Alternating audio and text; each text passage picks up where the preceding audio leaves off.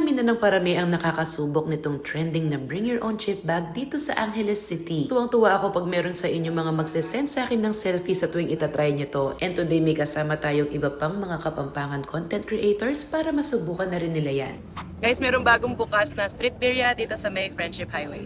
Yes, may bago na naman silang location and open for franchise to ha. So mag-message lang kayo sa page nila. Huwag sa akin kasi hindi ko naman alam yung details. Noong bago mag-trending itong bring your own chip bag, una silang nakilala sa buy one take one na Filipino street style birria. Perfecto para dun sa mga hindi mahilig sa cumin and cilantro kasi it's more tailored to the usual na timpla ng mga Pilipino. And just look at that, all of those juices dripping. In every bite you get a little bit of the meat, sauces, vegetables, and tortilla. Kaya complete meal talaga, pwede namang for sharing since buy one take one yan or you can enjoy it by yourself. May option ka ng beef or chicken, pwedeng spicy, pwede rin namang hindi. Again, meron silang stall sa Kamachiles, Magalang, meron na rin sa Madapdap and all over Angeles City tulad ng sa Toto Beats, yung malapit sa Systems Plus sa Balibago, malapit sa AUF, sa May Crossing at Pulong Maragul. Hopefully soon magkaroon na rin sa Tarlac. At kung magtatayo pa sila ng bagong mga branches, saan nyo gustong magkaroon? Ilagay nyo sa comment section. At para sa mga hindi pa nasusubukan itong bring your own chip bag, that extra crunch from the chips make it such a fun snack to have. I mean, it's trending for a reason, right? Apart from that, pwede ka pa rin naman mag-order ng birria salad in a tub. And syempre, wag natin kalimutan yung may kasamang rice. Available in 2 sizes, merong solo and for sharing. At sa lahat ng gustong mag-try, just visit the nearest branch in your area.